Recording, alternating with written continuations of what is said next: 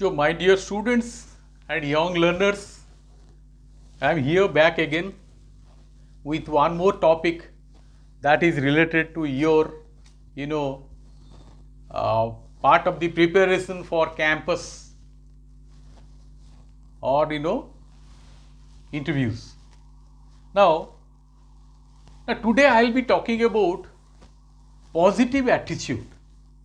So, the title of today's video, I have kept it this way, think positive. Okay. Now, I will be actually sharing a story today, and the story is that of, related to Gautam Buddha, the founder of Buddhism, right? And what happened, in this story, Gautam Buddha, normally what he was doing is, he was collecting his disciple at different venues, right, and different locations, and he was, giving his advice or his, sermons at different places, right? And in one such occasion, he had advised his disciples and had actually said this: all we are is the result of what we think. I am reading again. All we are the results of what we think, right? जो हम सोचते हैं हम वही बन जाते हैं. Okay.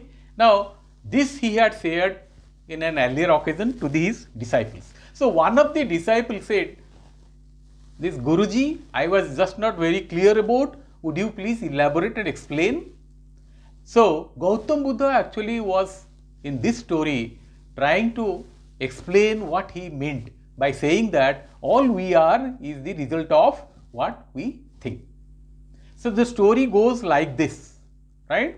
Buddha says that, there was a very prosperous merchant or a businessman in one of a small town, and that businessman had acquired lot of wealth, okay, because he was constantly, trying to improve and go on acquiring wealth, right? You can recollect Alfred Marshall had what, in his definition of economics had advised that we all should go for acquiring more and more wealth. So this person, the merchant was doing just that. And in the process, he had forgotten everything else, his own family, his own health and everything, right? So one day what happened, one of his very close friends from another, small town came to meet him. They were very happy, they chatted, we were discussing so many things, and suddenly this friend who had come recollected and he said, "Hey, do you know that fellow who was studying with us, right? Somebody's name he mentioned. Do you know he has expired last week?" Then he says, "Oh, he was very close to me also. What happened?" This merchant asked. No, everything is okay, he just collapsed, fell down and expired then and there itself. Nobody knows what happened to him. Then this merchant said, "How can this happen? Can it happen?" Then this friend explains, "See, we all know him. He had no problems as such, right? Neither he was very old. He was just around 40, but we don't know for the strange reason he fell down and expired. And he was also equally prosperous like you." Now this message was a boomerang for this merchant. After the friend left, this merchant went on, thinking about that. And that fellow, everything is okay, no health issues, neither he was very old. How could he succumb? How could he die so suddenly? If that has happened to him, then it can have also happened to me. So this thought was, bothering him constantly, and every day, he was going on thinking. Slowly and steadily, it, weighed in his mind so high and so deep. This businessman started, neglecting his own business, did not go often to his shops, trading, etc.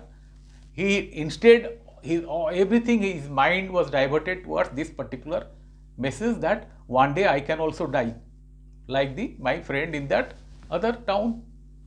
So what happened, slowly and steadily, he isolated himself.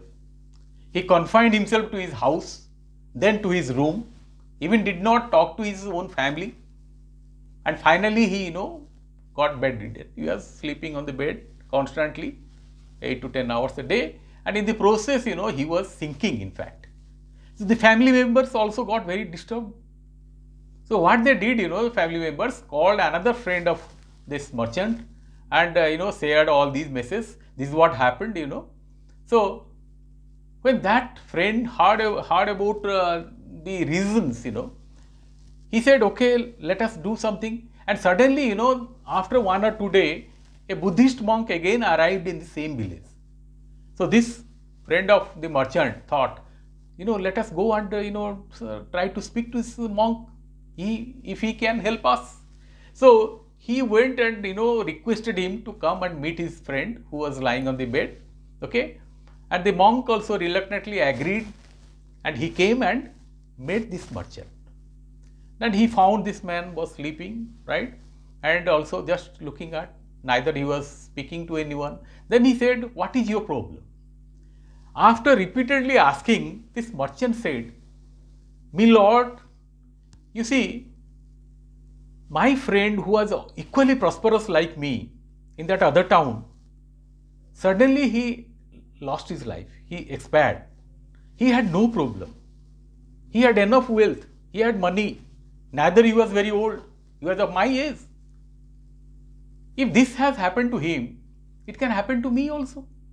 So if I am going to destined to die, why should I work? Why should I earn? Why should I toil? So this is bothering me. The death is bothering me. And then the monk smiled at the merchant silently and said, okay, this is your problem. I should be able to help you out. Then the monk got excited. The merchant got excited. He said, please, folded his hands, fell on his feet and said, please save me. So what happened, the monk said, I am giving you a mantra, right? You have to chant that mantra, right? You have to recite that mantra every day for 10 days. Every day, 10 times per day. And then the merchant said, what is that mantra? He was very much, excited. So the mantra, the monk wrote down on a sheet of paper and handed it over to the merchant. The mantra said, a single sentence, and that was, I will live happily until I die. This is what was written in that paper. Monk had written it. I will live happily until I die. And this line, the merchant was supposed to, recite as a mantra every day, at least 10 times for 10 days. So, marta kya nahi karta? This merchant also did it exactly the same way. And the monk returned and only came back after 10 days. And what he found to his utter surprise, that this merchant who was lying on the bed the day he had come and seen him was almost, fine. The merchant was moving around in the house very freely, smiling, talking to his family. And suddenly when he noticed that the monk is approaching, he came running and then fell onto the feet of the monk and said, my God, मेरे गुरुजी, मुझे अब काफी अच्छा लग रहा है, right? And then the monk smiled at him and said, were you chanting that mantra I gave you? No, yes, sir, I was doing it, meticulously 10 times per day and 10, days for the last 10 days. Even my family were also monitoring that. So, after sharing this story to this, to his disciples, Gautam Buddha asked these disciples, what was the lesson you picked up from here? Each of the, these disciples had their own answer. But finally, Gautam Buddha summed it up and said, two things are the lessons you must learn from this story. That it is your thought, your mental process, your focus, your attention, that decides the outcome.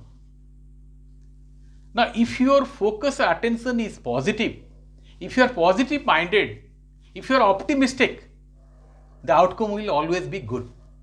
But if you are pessimistic, thinking always the negative side, right? Negative attitude, if you hold, then the outcome will always be negative. So, dear friends, here and dear students, all of you, my advice would be, think always positive, expect always positive outcome, right? You hope against hope. Now, whenever you are appearing your, let's say, GD, PI, go with a positive attitude and have the battle is on, right? But if you go with a negative attitude, obviously you are not going to perform well, and the outcome of your selection process or the interview or GD will not be that appealing to you. Okay, this is what is my observation, my advice to you all. Follow the Gautam Buddha's story, okay, and you can self-reflect and also act of them, right? So this is where I stop it here, okay, and all the best to you all, whatever you are initiating to do, and good luck to you all. Thank you.